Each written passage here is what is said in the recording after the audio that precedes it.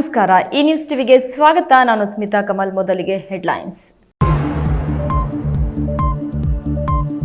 ರೈತರ ಜಮೀನು ಪೋಡಿ ಮಾಡಲು ಲಂಚಕ್ಕೆ ಬೇಡಿಕೆ ಇಟ್ಟಿದ್ದ ಗ್ರಾಮ ಆಡಳಿತಾಧಿಕಾರಿ 55,000 ಲಂಚ ಪಡೆಯುವಾಗ ರೆಡ್ ಹ್ಯಾಂಡ್ ಆಗಿ ಲೋಕಾಯುಕ್ತ ಬಲೆಗೆ ಹಣದ ಸಹಿತ ಅಧಿಕಾರಿ ಬಂಧನ.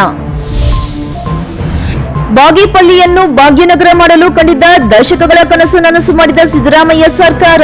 ಬಾಗೇಪಲ್ಲಿಯಾದ್ಯಂತ ಸಡಗರ ಸಂಭ್ರಮಾಚರಣೆ. ರಾಜ್ಯದಲ್ಲಿ ಪೌಲ್ಟ್ರಿ ಫಾರಂ ತೆರೆದರೆ ಉತ್ತಮ ಲಾಭದಾಯಕ. ರಾಜ್ಯದ ಬೇಡಿಕೆಗೆ ಇಲ್ಲಿನ ಪೌಲ್ಟ್ರಿ ಫಾರಂಗಳು ಸಾಕಾಗುತ್ತಿಲ್ಲ. ಪೌಲ್ಟ್ರಿ ಫಾರಂಗೆ ಬ್ಯಾಂಕ್ನಿಂದ ಸಾಲ ಸೌಲಭ್ಯವಿದೆ. Canara bank AGM Ashok. ಒಂದೇ ಆಸ್ಪತ್ರೆಯಲ್ಲಿ ಕೆಲಸ ಮಾಡುತ್ತಿದ್ದ ಯುವಕ ಯುವತಿ ನಡುವೆ ಪ್ರೇಮಾಂಕುರ. ಬೆಳಿಗ್ಗೆ ಸಬ್ ರಿಜಿಸ್ಟರ್ ಕಚೇರಿಯಲ್ಲಿ ಮದುವೆ, ಸಂಜೆ ಯುವಕ ಸಾವು. ಕಾರಣ ನಿಗೂಢ.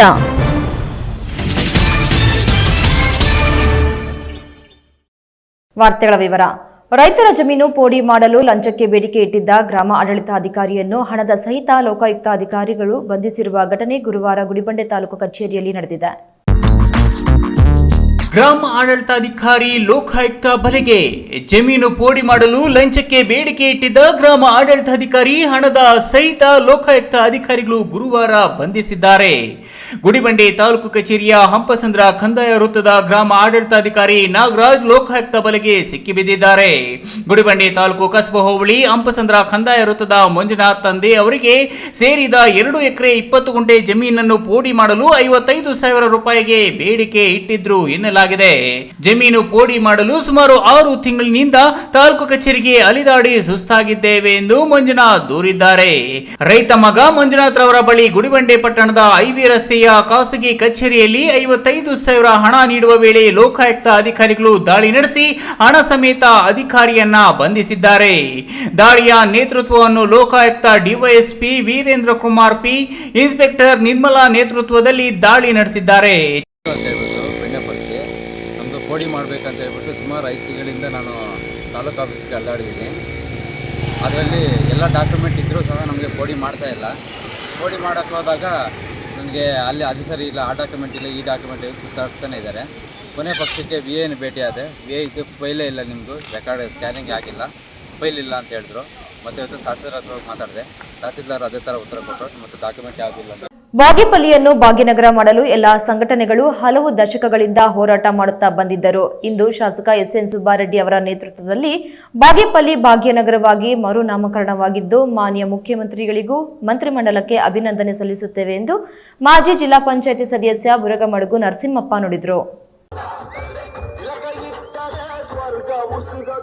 ನಂದಿ ಬೆಟ್ಟದಲ್ಲಿ ನಡೆದ ಸಚಿವ ಸಂಪುಟ ಸಭೆಯಲ್ಲಿ ಬಾಗೇಪಲ್ಲಿಯನ್ನು ಭಾಗ್ಯನಗರ ಎಂದು ಮರು ನಾಮಕರಣ ಮಾಡಿ ಗೆಜೆಟ್ ನೋಟಿಫಿಕೇಷನ್ನಲ್ಲಿ ಆದೇಶ ಮಾಡಿದ್ದಾರೆ. ಹಾಗೂ ಗಂಟಲಮಲ್ಲಮ್ಮ ಕಣಿವೆಯಲ್ಲಿ ಬ್ಯಾರೇಜ್ ನಿರ್ಮಾಣಕ್ಕೆ 189 ಕೋಟಿ ಅನುದಾನ ಘೋಷಣೆ ಮಾಡಿರುವುದು ನಿಜಕ್ಕೂ ಈ ಭಾಗಕ್ಕೆ ವರದಾನವಾಗಿದೆ.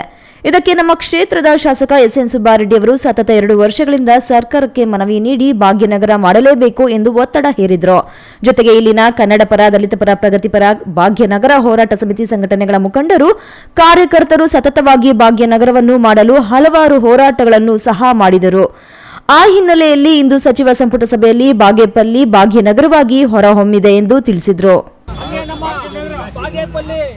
ಟೌನ್ಗೆ ನಮ್ಮ ಬಾಗೇಪಲ್ಲಿ ತಾಲೂಕಿಗೆ ಸಾರ್ವಜನಿಕ ಆಸ್ಪತ್ರೆಗೆ ಒಂದು ಹೈಟೆಕ್ ಆಸ್ಪತ್ರೆಯಾಗಿ ಇವತ್ತು ಸುಮಾರು 10 ಕೋಟಿಯನ್ನು ಇವತ್ತೊಂದು ಮಂಜೂರು ಮಾಡಿಸಿದ್ದಾರೆ ನಮ್ಮ ಶಾಸಕರು.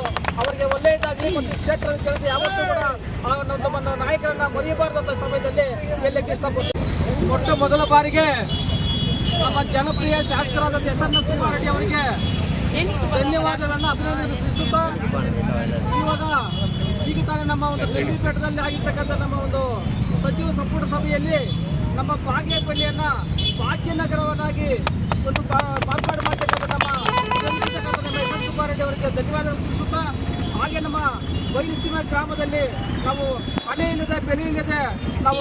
ಇದಕ್ಕೂ ಮುನ್ನ ಪಟ್ಟಣದ DVG ಮುಖ್ಯ ರಸ್ತೆಯಲ್ಲಿ ಕರ್ನಾಟಕ ರಕ್ಷಣಾ ವೇದಿಕೆ ತಾಲೂಕು ಅಧ್ಯಕ್ಷ KN ಹರೀಶ್ ನೇತೃತ್ವದಲ್ಲಿ ಪಟಾಕಿ ಸಿಡಿಸಿ ಸಂಭ್ರಮಾಚರಣೆ ಮಾಡಲಾಯಿತು. ಪಟ್ಟಣದ ಗೂಳೂರು ರಸ್ತೆಯ ಕರವೇ ಕಚೇರಿಯಿಂದ ಹೊರಟ ಕರವೇ ಮುಖಂಡರು ಪ್ರಮುಖ ಬೀದಿಗಳಲ್ಲಿ ಬೈಕ್ ರ್ಯಾಲಿ ನಡೆಸಿದ್ರು. ಜೈ ಜೈ ಭಾಗ್ಯನಗರ ಎಂದು ಘೋಷಣೆಗಳನ್ನು ಕೂಗಿದ್ರು. ಎಲ್ಲಾ ಸಂಘಟನೆಗಳ ಮುಖಂಡರು, ಪುರಸಭೆ ಸದಸ್ಯರು, ಕನ್ನಡ ಸಂಘಟನೆಗಳ ಮುಖಂಡರು DVG ರಸ್ತೆಯಲ್ಲಿ ಮೆರವಣಿಗೆ ಬಂದು ಪಟಾಕಿ ಸಿಡಿಸಿ ಸಿಹಿ ಹಂಚಿ ಸಂಭ್ರಮಿಸಿದರು. ಈ ಸಂದರ್ಭದಲ್ಲಿ ಕರವೇ ತಾಲೂಕು ಪ್ರಧಾನ ಕಾರ್ಯದರ್ಶಿ ರಿಯಾವುಲ್ಲಾ, ತಾಲೂಕು ಉಪಾಧ್ಯಕ್ಷ ಚಿನ್ನಿ, ತಾಲೂಕು ಉಪಾಧ್ಯಕ್ಷ ಅಲೀಂ, ಗಂಗರತ್ನಮ್ಮ, ತಾಲೂಕು ಖಜಾಂಚಿ ನಾರಾಯಣಸ್ವಾಮಿ, ತಾಲೂಕು ಪುರಸಭೆ ಅಧ್ಯಕ್ಷ ಎ ಶ್ರೀನಿವಾಸ್, ಪಿಎಲ್ ಬ್ಯಾಂಕ್ ಅಧ್ಯಕ್ಷ ಶ್ರೀನಿವಾಸ್ ರೆಡ್ಡಿ, ಮಾಜಿ ಜಿಲ್ಲಾ ಪಂಚಾಯಿತಿ ಉಪಾಧ್ಯಕ್ಷ ಡಾ ಎವಿ ಪೂಜಪ್ಪ ಇನ್ನಿತರರು ಉಪಸ್ಥಿತರಿದ್ದರು. Subbu, E news TV, Bhagyanagar.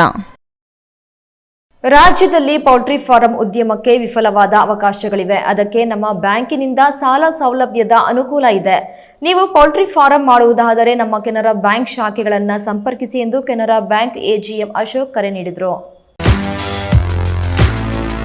Canara bank ಪ್ರಾರಂಭಿಸಿ 120 ವರ್ಷಗಳು ಕಳೆದಿವೆ. 120 ವರ್ಷಗಳ ಸಂಭ್ರಮಾಚರಣೆ ಅಂಗವಾಗಿ ಬ್ಯಾಂಕಿನಿಂದ 3 ತಿಂಗಳ ತ್ರೈಮಾಸಿಕ ಆಚರಣೆ ಕೈಗೊಳ್ಳಲಾಗಿದ್ದು, ಲೀಡ್ ಬ್ಯಾಂಕ್, ಎಫ್ಎಲ್ಸಿ ಮತ್ತು ಕುಪ್ಪಳ್ಳಿ ಗ್ರಾಮ ಪಂಚಾಯಿತಿ ಸಹಯೋಗದಲ್ಲಿ ನಡೆದ ಈ ಕಾರ್ಯಕ್ರಮದಲ್ಲಿ ಕೇಂದ್ರ ಸರ್ಕಾರದ ಸಾಮಾಜಿಕ ಭದ್ರತಾ ಯೋಜನೆಗಳ ಪ್ರಚಾರ ಕೈಗೊಳ್ಳಲಾಗಿದ್ದು, ಚಿಕ್ಕಬಳ್ಳಾಪುರ ತಾಲೂಕು ಕೊತ್ತನೂರಿನಲ್ಲಿ ತ್ರೈಮಾಸಿಕ ಪ್ರಚಾರ ಕಾರ್ಯಕ್ರಮವನ್ನು ಕೆನರಾ ಬ್ಯಾಂಕ್ ಎಜಿಎಂ ಅಶೋಕ್ ಉದ್ಘಾಟಿಸಿದರು.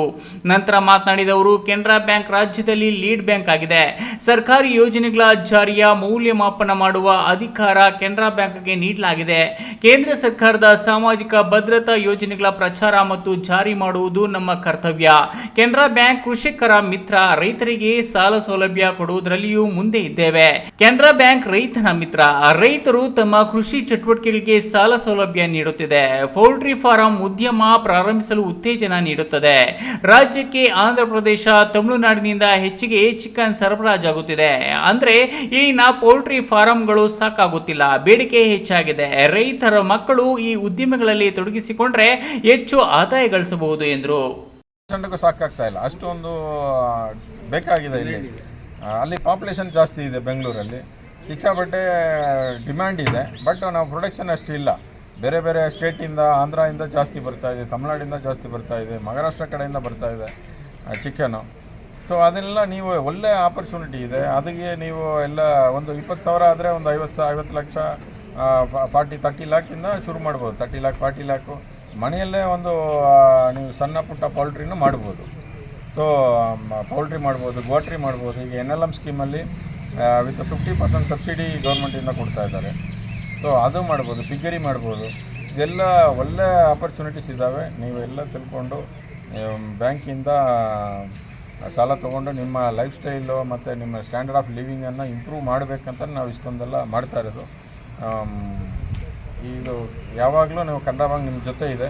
ಇವತ್ತು ಒಂದು ಹೇಳಿರ್ತಾರೆ 120 ವರ್ಷ ಆಗಿದೆ ಕೆನರಾ ಬ್ಯಾಂಕ್. ಇವತ್ತಿನ ದಿನವೇ ಹುಟ್ಟಿರೋದು ಬ್ಯಾಂಕು ಫೌಂಡೇಶನ್ ಡೇ ಇವತ್ತು.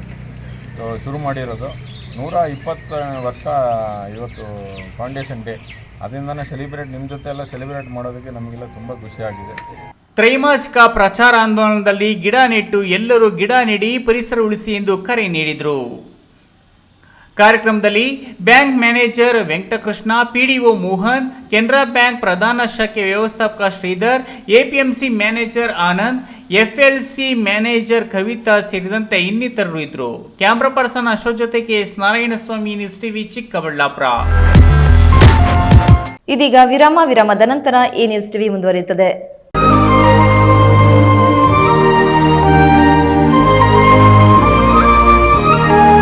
ಬೆಸ್ಟ್ ಪಿಯು ಕಾಲೇಜ್ ಗಣಿತಶಾಸ್ತ್ರಜ್ಞ ಡಾಕ್ಟರ್ ಪಿ ರಘುನಾಥ್ ರವರ ಸಾರಥ್ಯದಲ್ಲಿ ಕಳೆದ 10 ವರ್ಷಗಳಿಂದ ಚಿಕ್ಕಬಳ್ಳಾಪುರ ಜಿಲ್ಲೆಯಲ್ಲಿ ಪ್ರತಿ ವರ್ಷ ಪಿಯುಸಿ, ಸಿಇಟಿ, ನೀಟ್ ಹಾಗೂ ಜೆಇಇ ಪರೀಕ್ಷೆಗಳಲ್ಲಿ ರಾಜ್ಯ ಮಟ್ಟದಲ್ಲಿ ಉತ್ತಮ ಫಲಿತಾಂಶವನ್ನು ಸಾಧಿಸುತ್ತಾ ಬಂದಿರುವ ನಮ್ಮ ಜಿಲ್ಲೆಯ number 1 PU college Best PU College. ಎಸ್ಎಸ್ಎಲ್ಸಿಯಲ್ಲಿ ಅತ್ಯುತ್ತಮ ಅಂಕ ಗಳಿಸಿದ ವಿದ್ಯಾರ್ಥಿಗಳಿಗೆ ವರ್ಷಕ್ಕೆ ಕೇವಲ ₹1 ಶುಲ್ಕದಲ್ಲಿ ದಾಖಲಾತಿ ನೀಡಲಾಗುವುದು. ಲಭ್ಯವಿರುವ ಕೋರ್ಸ್ಗಳು ವಿಜ್ಞಾನ ವಿಭಾಗ, ಪಿಸಿಎಂಬಿ, ಪಿಸಿಎಂಸಿಎಸ್. ವಿಜ್ಞಾನ ವಿಭಾಗದ ವಿದ್ಯಾರ್ಥಿಗಳಿಗೆ ನೀಟ್, ಸಿಇಟಿ ಹಾಗೂ ಜೆಇಇ ವಿಶೇಷ ತರಬೇತಿ ನೀಡಲಾಗುವುದು. ಕಾಮರ್ಸ್ ವಿಭಾಗದಲ್ಲಿ ಇಬಿಎಸಿಎಸ್ ಮತ್ತು ಸಿಎ ಫೌಂಡೇಶನ್ ತರಬೇತಿ ನೀಡಲಾಗುವುದು. ಎಂದೇ ದಾಖಲಾತಿಗೆ ಸಂಪರ್ಕಿಸಿ. ಬೆಸ್ಟ್ ಪಿಯು ಕಾಲೇಜ್, ಸಿಎಸ್ಐ ಆಸ್ಪತ್ರೆ ರಸ್ತೆ, ಚಿಕ್ಕಬಳ್ಳಾಪುರ. Mobile number 9845634201, 9535553012.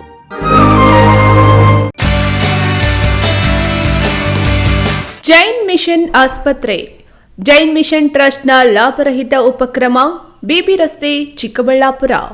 ದಶಕಗಳಿಂದ ಆರೋಗ್ಯ ಕ್ಷೇತ್ರದಲ್ಲಿ ಲಾಭರಹಿತವಾಗಿ ಸೇವೆ ಸಲ್ಲಿಸುತ್ತಿರುವ ಜೈನ್ ಮಿಷನ್ ಆಸ್ಪತ್ರೆ ಲಕ್ಷಾಂತರ ಜನರಿಗೆ ಉಚಿತವಾಗಿ ಕಣ್ಣಿನ ಶಸ್ತ್ರಚಿಕಿತ್ಸೆ ಮಾಡಿದೆ. ಗುಣಮಟ್ಟದ ಆರೋಗ್ಯ ಸೇವೆಗಾಗಿ ಕರ್ನಾಟಕ ಸರ್ಕಾರದಿಂದ ಪ್ರಶಂಸೆಗೆ ಒಳಗಾಗಿದೆ. ಈಗ ಚಿಕ್ಕಬಳ್ಳಾಪುರ, ಬೆಂಗಳೂರು ಗ್ರಾಮಾಂತರ, ಕೋಲಾರ ಜಿಲ್ಲೆಯ ಜನರ ಆರೋಗ್ಯ ಸೇವೆಗೆ ನಿರ್ಮಾಣವಾಗಿದೆ ಸುಸಜ್ಜಿತವಾದ 100 ಹಾಸಿಗೆಗಳ ಆಸ್ಪತ್ರೆ. ದಿನದ 24 ಗಂಟೆ ತುರ್ತು ಚಿಕಿತ್ಸೆಯಿಂದ ಹಿಡಿದು ಎಲ್ಲ ಕಾಯಿಲೆಗಳಿಗೂ ಚಿಕಿತ್ಸೆ ಲಭ್ಯ. ಅತ್ಯಾಧುನಿಕ ಐಸಿಯು, ಆಪರೇಷನ್ ಥಿಯೇಟರ್, ವಿಶೇಷ ವಾರ್ಡ್, ಹೆರಿಗೆ ವಾರ್ಡ್, ಮಕ್ಕಳ ವಾರ್ಡ್, ಅತ್ಯಾಧುನಿಕ ಪ್ರಯೋಗಾಲಯ ಸೌಲಭ್ಯಗಳು ದೊರೆಯುತ್ತವೆ. ನಮ್ಮ ಆಸ್ಪತ್ರೆಯಲ್ಲಿ ಫಿಜಿಷಿಯನ್, ಹೃದಯ ತಜ್ಞರು, ಮೂಳೆ ಶಸ್ತ್ರಚಿಕಿತ್ಸೆ, ಸ್ತ್ರೀರೋಗ, ಇಎನ್ಟಿ, ಡಯಾಲಿಸಿಸ್, ಮಕ್ಕಳ ತಜ್ಞರು ಸೇರಿದಂತೆ ಎಲ್ಲಾ ಸೇವೆಗಳು ಜೈನ್ ಮಿಷನ್ ಆಸ್ಪತ್ರೆಯಲ್ಲಿ ಲಭ್ಯ. ಹೈಟೆಕ್ ಆಸ್ಪತ್ರೆ ಸೌಲಭ್ಯ ಕಡಿಮೆ ದರದಲ್ಲಿ ಲಭ್ಯ. ಲಾಭ ಮಾಡುವುದು ನಮ್ಮ ಸಂಸ್ಥೆಯ ಉದ್ದೇಶವಲ್ಲ, ಆರೋಗ್ಯ ಸೇವೆ ನಮ್ಮ ಗುರಿ. ವಿರಾಮದ ನಂತರ ಈ ನ್ಯೂಸ್ ಟಿವಿಗೆ ಸ್ವಾಗತ. ಒಂದೇ ಕಡೆ ಕೆಲಸ ಮಾಡುತ್ತಿದ್ದ ನೌಕರರ ನಡುವೆ ಪ್ರೇಮಾಂಕುರವಾಗಿದೆ. ಪ್ರೀತಿ ಪ್ರೇಮ ಎಂದು ಸುತ್ತಾಡಿ ಕುಟುಂಬಸ್ಥರ ವಿರೋಧದ ನಡುವೆಯೂ ಅಂತರ್ಜಾತೀಯ ಯುವಕ ಯುವತಿ ಬೆಳಿಗ್ಗೆ ಸಬ್ ರಿಜಿಸ್ಟರ್ ಕಚೇರಿಯಲ್ಲಿ ಮದುವೆಯಾಗಿ ಸಂಜೆ ತಾನು ಕರ್ತವ್ಯ ನಿರ್ವಹಿಸುತ್ತಿದ್ದ ಆಸ್ಪತ್ರೆಯಲ್ಲಿಯೇ ಯುವಕ ಸಾವಿಗೆ ಶರಣಾಗಿರುವ ಹೃದಯ ವಿದ್ರಾಯಕ ಘಟನೆ ಜರುಗಿದೆ.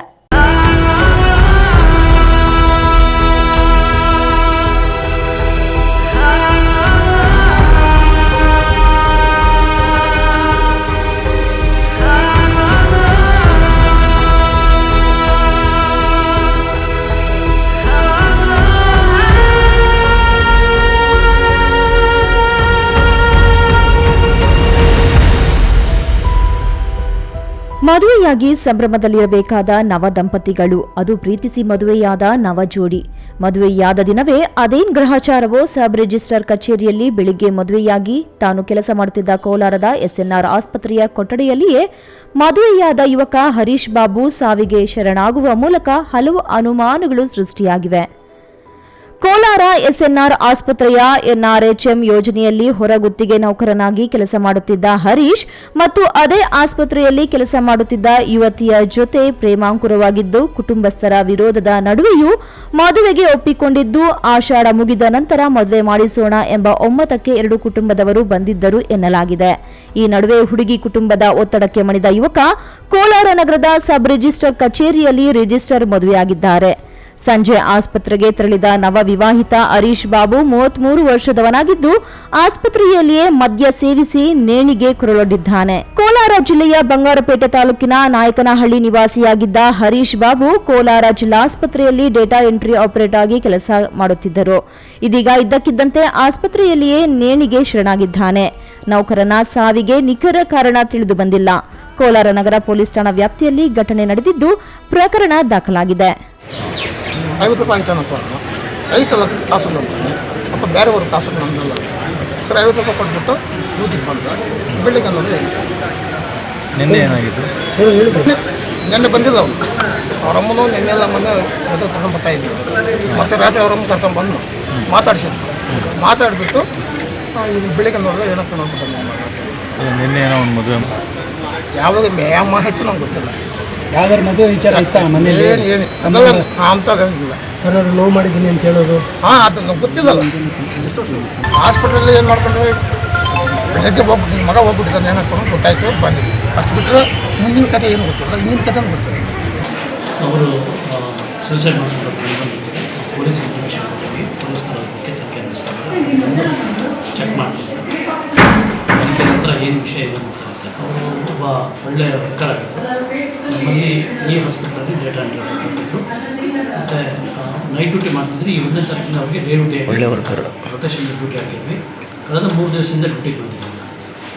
ಸತೀಶ್, ಈ ನ್ಯೂಸ್ ಟಿವಿ, ಕೋಲಾರ. ಬಾಗೇಪಲ್ಲಿ ವಿಧಾನಸಭಾ ಕ್ಷೇತ್ರಕ್ಕೆ ಇತಿಹಾಸದಲ್ಲಿ ಎಂದಿಗೂ ಮರೆಯಲಾರದ ಕೊಡುಗೆಯನ್ನು ಶಾಸಕ ಎಸ್ಎನ್ ಸುಬ್ಬಾರೆಡ್ಡಿ ನೀಡಿದ್ದಾರೆ ಎಂದು ಬ್ಲಾಕ್ ಕಾಂಗ್ರೆಸ್ ಅಧ್ಯಕ್ಷ ಎಚ್ಎಸ್ ನರೇಂದ್ರ ಅಭಿಪ್ರಾಯಪಟ್ಟರು. ಬಾಗೇಪಲ್ಲಿ ಪಟ್ಟಣದ ಟಿಬಿ ಕ್ರಾಸ್ ಬಳಿ ಇರುವ ಕೃಷಿ ಉತ್ಪನ್ನ ಮಾರುಕಟ್ಟೆ ಆವರಣದಲ್ಲಿ ಮಂಡಿ ಮಾಲೀಕರ ಮತ್ತು ರೈತರ ವತಿಯಿಂದ ಏರ್ಪಡಿಸಲಾಗಿದ್ದ ಅಭಿನಂದನಾ ಕಾರ್ಯಕ್ರಮದಲ್ಲಿ ಬ್ಲಾಕ್ ಕಾಂಗ್ರೆಸ್ ಅಧ್ಯಕ್ಷ ಎಚ್ಎಲ್ ನರೇಂದ್ರ ಭಾಗವಹಿಸಿ ಮಾತನಾಡಿ, ಮುಖ್ಯಮಂತ್ರಿ Siddaramaiah, deputy CM DK Shivakumar ಹಾಗೂ ಶಾಸಕ ಎಸ್ಎನ್ ಸುಬ್ಬಾರೆಡ್ಡಿ ಈ ಭಾಗಕ್ಕೆ ವಿಶೇಷವಾದ ಕೊಡುಗೆಯನ್ನು ನೀಡಿದ್ದಾರೆ.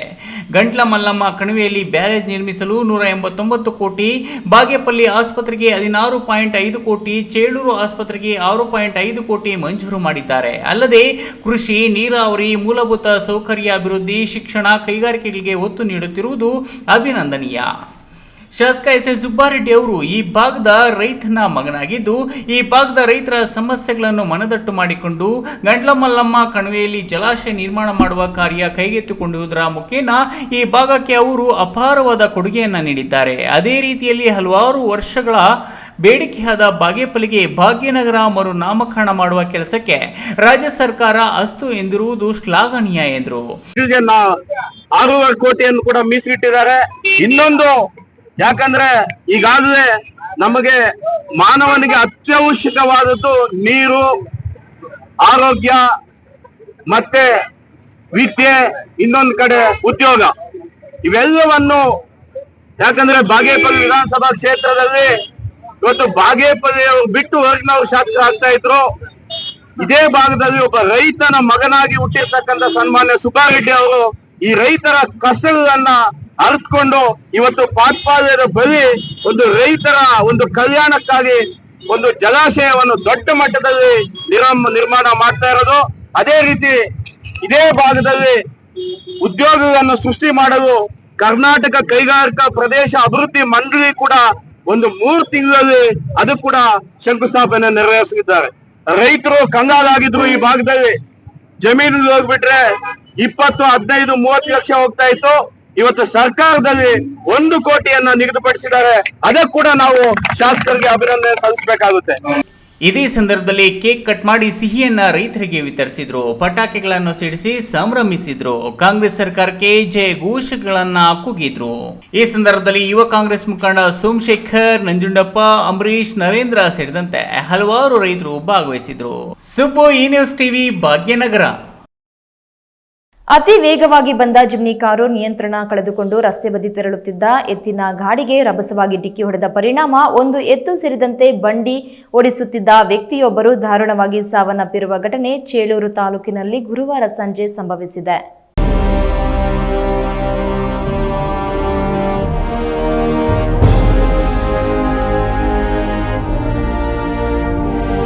ಹೊಲದ ಕೆಲಸ ಮುಗಿಸಿ ತನ್ನ ಎತ್ತಿನ ಬಂಡಿಯೊಂದಿಗೆ ಮನೆಯತ್ತ ತೆರಳುತ್ತಿದ್ದ ರೈತನಿಗೆ ಜವರಾಯ ಕಾದಿತ್ತು.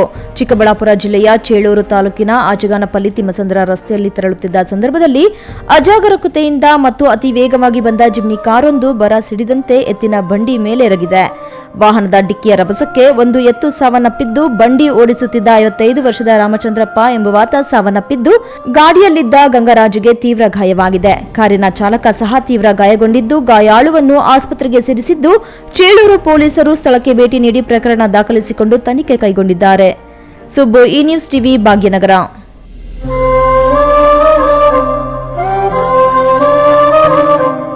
ಇದೀಗ ವಿರಾಮದ ನಂತರ ಈ ನ್ಯೂಸ್ ಟಿವಿ ಮುಂದುವರಿಯುತ್ತದೆ. ಭಾರತದ ಪ್ರತಿಷ್ಠಿತ ದ್ವಿಚಕ್ರ ವಾಹನಗಳಲ್ಲಿ ಒಂದಾದ ಹೀರೋ ಬೈಕ್ಗಳು ಹಾಗೂ ಹೊಸ ಎಲೆಕ್ಟ್ರಿಕ್ ವೀಡು ಸ್ಕೂಟರ್ಗಳ ಮಾರಾಟ ಮತ್ತು ಸರ್ವಿಸ್ ಚಿಕ್ಕಬಳ್ಳಾಪುರ ಮತ್ತು ಶಿಡ್ಲಘಟ್ಟದ ಮಂಜುನಾಥ ಶೋರೂಮ್ನಲ್ಲಿ ಲಭ್ಯ. ಚಿಕ್ಕಬಳ್ಳಾಪುರ ಜಿಲ್ಲೆಯಲ್ಲಿ ಪೆಟ್ರೋಲ್ ಹಾಗೂ ಎಲೆಕ್ಟ್ರಿಕ್ ಹೀರೋ ದ್ವಿಚಕ್ರ ವಾಹನಗಳ ಅಧಿಕೃತ ಮಾರಾಟಗಾರರು ಲಕ್ಷ್ಮೀನಾರಾಯಣ್ ಸಾರಥ್ಯದಲ್ಲಿ ಆರಂಭವಾಗಿರುವ ಮಂಜುನಾಥ ಹೀರೋ ಶೋರೂಮ್ಗಳು ಹಲವು ವೈಶಿಷ್ಟ್ಯತೆಗಳೊಂದಿಗೆ ಕೂಡಿವೆ. ವಿಳಾಸ ವಿಶಾಲ್ ಮಾರ್ಟ್ ಮುಂಭಾಗ, ಬಿಬಿ ರಸ್ತೆ, ಚಿಕ್ಕಬಳ್ಳಾಪುರ ಮತ್ತು ಕೆಎಸ್ಆರ್ಟಿಸಿ ಬಸ್ ಸ್ಟ್ಯಾಂಡ್ ಹತ್ತಿರ, ಶಿಡ್ಲಘಟ್ಟ. ಇಂದೇ ಭೇಟಿ. ನನ್ನ ಕನಸು ಡಾಕ್ಟರ್ ಆಗೋದು. ಡಾಕ್ಟರ್ ಆಗೋದು ನನ್ನ ಕನಸು. ಮಗಳು ಡಾಕ್ಟರ್ ಆಗ್ಲಿ ಅನ್ನೋದು ನನ್ನ ಕನಸು. ಕನಸು ಎಲ್ಲರಿಗೂ ಇರುತ್ತದೆ. ಇಂಕ ಡಾಕ್ಟರ್ ಓಡ್ಪಂದು ಭಾರಿ ಆಸೆ ಉಂಡು. ಮೆಡಿಕಲ್ ಓದೋಣ ನಡ ಸ್ವಪ್ನ. ಮಕ್ಕಸು ಎಕ್ಕ ಸಪನ ಡಾಕ್ಟರ್ ಜಾವ್ ಕಾಮೂಣ. ಕನಸು ಎಲ್ಲೆಲ್ಲೂ ಇರುತ್ತದೆ. ಮೆಡಿಕಲ್ ಓದುವುದು ನನ್ನ ಕನಸು. ನನ್ನ ಮಗನು ಡಾಕ್ಟರ್ ಆಗ್ಬೋದೇನ್ರಿ? ನನ್ನ ಕನಸು ಡಾಕ್ಟರ್ ಆಗೋದು. ಕನಸು ಎಲ್ಲರ ಹಕ್ಕು. ಆದರೆ ಕನಸು ನನಸಾಗಲು ಬೇಕು ನಂಬಿಕೆ, ಛಲ ಮತ್ತು ಪರಿಶ್ರಮ. ಪರಿಶ್ರಮ ನೀಟ್ ಅಕಾಡೆಮಿ. ಕಷ್ಟಪಟ್ಟು ಹಣ ಕೊಡಿಸಿ ಒಡವೆ ಮಾಡಿಸಿರ್ತೀರಿ. ಮಕ್ಕಳ ಉನ್ನತಾಭ್ಯಾಸಕ್ಕೋ ಅವ್ರ ಮದ್ವೆಗೋ ಅಥವಾ ಯಾವ್ದಾದ್ರೂ ಆರೋಗ್ಯ ಸಮಸ್ಯೆ ಬಂದಾಗ ಹಣ ಬೇಕಾಗತ್ತೆ. ಆ ಚಿನ್ನವನ್ನ ಮಾರೋಕೆ ಅಂತ ಹೋದಾಗ ಬೇಕಾ ಬಿಟ್ಟಿ ಬೆಲೆ ಕೇಳ್ತಾರೆ ಅನ್ನೋ ಚಿಂತೆಲಿದ್ದೀರಾ? ಇನ್ನು ಮುಂದೆ ಆ ಚಿಂತೆ ಮಾಡೋ ಪ್ರಮೇಯನೇ ಇಲ್ಲ. ಹಿಂದೆ ಹಿಂದೂಸ್ತಾನ್ ಗೋಲ್ಡ್ ಕಂಪನಿಗೆ ಬನ್ನಿ. ತಾವು ಅಡ ಇಟ್ಟಿರೋ ಚಿನ್ನವನ್ನ ತಕ್ಷಣ ಬಿಡಿಸಿ ಇಂದಿನ ಆನ್ಲೈನ್ ಬೆಲೆಗೆ ಕೊಂಡ್ಕೊಂಡು ಕೂಡಲೇ ಬಾಕಿ ಹಣವನ್ನ ನಿಮ್ ಕೈ ಕೊಡ್ತಾರೆ. ನಿಮ್ಮ ಕನಸಿನ ಸಾಕಾರಕ್ಕೆ ಜೊತೆ ಆಗ್ತಾರೆ. ಹಿಂದೂಸ್ತಾನ್ ಗೋಲ್ಡ್ ಕಂಪನಿ ಇದು ನಿಮ್ಮ ಕಂಪನಿ ಅಲ್ಲ, ನಮ್ಮೆಲ್ಲರ ಕಂಪನಿ. ವಿರಾಮದ ನಂತರ ಈ ನ್ಯೂಸ್ ಟಿವಿಗೆ ಸ್ವಾಗತ. ಇದೀಗ ಸಂಕ್ಷಿಪ್ತ ಸುದ್ದಿಗಳು. ನೂತನ ತಾಲೂಕು ಚೇಳೂರಿನ ರಾಚೆರುವು ಗ್ರಾಮ ಪಂಚಾಯಿತಿ ಅಧ್ಯಕ್ಷೆ ರೇವತಿ ಅವರಿಗೆ ಅಶ್ಲೀಲ ಸಂದೇಶ ರವಾನೆ ಹಾಗೂ ಖಾಲಿ ಚೆಕ್ಗೆ ಸಹಿ ಹಾಕುವಂತೆ ಒತ್ತಾಯಿಸಿದ ಎ ಅಶೋಕ್, ಇದಕ್ಕೆ ಸಹಕರಿಸಿದ ಮಾಜಿ ಅಧ್ಯಕ್ಷೆ ನೀಲಾವತಿ ಅವರ ಪತಿ ಎಎನ್ ಬಾಬುರೆಡ್ಡಿ, ಹಾಲಿ ಸದಸ್ಯ ನಾಗೇಶ್ ಮತ್ತು ಹಾಲಿ ಸದಸ್ಯೆಯ ಪತಿ ಭಾನುಪ್ರಕಾಶ್ ವಿರುದ್ಧ ಚೇಳೂರು ಪೊಲೀಸ್ ಠಾಣೆಯಲ್ಲಿ ಜಾತಿ ನಿಂದನೆ ಪ್ರಕರಣ ದಾಖಲಾಗಿದೆ. ಅಧ್ಯಕ್ಷೆ ವಿ ರೇವತಿ ಅವರು ಚೇಳೂರು ತಾಲೂಕಿನ ರಾಚೆರುವು ಗ್ರಾಮ ಪಂಚಾಯಿತಿ ಅಧ್ಯಕ್ಷೆಯಾಗಿ 2.5 ವರ್ಷಗಳ ಪರಿಶಿಷ್ಟ ಜಾತಿಯ ಮೀಸಲು ಕ್ಷೇತ್ರದಲ್ಲಿ ಗೆದ್ದು ಆಯ್ಕೆಯಾಗಿದ್ದರು. ಆದರೆ ಪ್ರಭಾವಿ ರಾಜಕಾರಣಿಗಳು, ಸದಸ್ಯರ ಪತಿರಾಯರು ಕಾನೂನು ಬಾಹಿರ ವ್ಯವಹಾರಗಳಿಗೆ ಸಹಿ ಹಾಕುವಂತೆ ಒತ್ತಾಯ ಮಾಡಿ ಕಿರುಕುಳ ನೀಡುವುದಲ್ಲದೆ ಜಾತಿ ನಿಂದನೆ ಮಾಡಿದರು. ಈ ಸಂಬಂಧ ಮೇಲಧಿಕಾರಿಗಳ ಗಮನಕ್ಕೆ ತಂದರೂ ಯಾವುದೇ ಪ್ರಯೋಜನವಾಗಿಲ್ಲ. ಇದರಿಂದ ಬೇಸತ್ತ ಅಧ್ಯಕ್ಷೆ ರೇವತಿ ಕೊನೆಗೂ ಚೇಳೂರು ಪೊಲೀಸ್ ಠಾಣೆಗೆ ದೂರು ನೀಡಿ ಜಾತಿ ನಿಂದನೆ ಪ್ರಕರಣ ದಾಖಲು ಮಾಡಿಸಿದ್ದಾರೆ. ಗ್ರಾಮ ಪಂಚಾಯಿತಿ ಅಧ್ಯಕ್ಷೆ ವಿ ರೇವತಿ ಅವರಿಗೆ ಅಶ್ಲೀಲ ಸಂದೇಶ ರವಾನೆ, ಖಾಲಿ ಚೆಕ್ಗೆ ಸಹಿ ಹಾಕುವಂತೆ ಒತ್ತಾಯ ಮಾಡಿದ ಪಿಡಿಒ ಅಶೋಕ್ರನ್ನ ಗ್ರಾಮ ಪಂಚಾಯಿತಿ ಕಾರ್ಯನಿರ್ವಹಣಾಧಿಕಾರಿ ಜಿವಿ ರಮೇಶ್ ವರ್ಗಾವಣೆ ಆದೇಶ ಮಾಡಿ ಇಲಾಖೆ ತನಿಖೆಗೆ ಜಿಲ್ಲಾ ಪಂಚಾಯಿತಿಗೆ ವರದಿ ಕಳುಹಿಸಿದ್ದಾರೆ. ಚೇಳೂರು ಪೊಲೀಸ್ ಠಾಣೆಯಲ್ಲಿ ಗ್ರಾಮ ಪಂಚಾಯಿತಿ ಅಭಿವೃದ್ಧಿ ಅಧಿಕಾರಿ ಅಶೋಕ್, ಸದಸ್ಯ ನಾಗೇಶ್, ಗುಟ್ಟಮಿಂದಪಲ್ಲಿ, ಬಾಬುರೆಡ್ಡಿ ಸೇರಿ ಒಟ್ಟು 4 ಜನರ ವಿರುದ್ಧ ಜಾತಿ ನಿಂದನೆ ಪ್ರಕರಣ ದಾಖಲಾಗಿದೆ ಎಂದು ತಿಳಿದುಬಂದಿದೆ.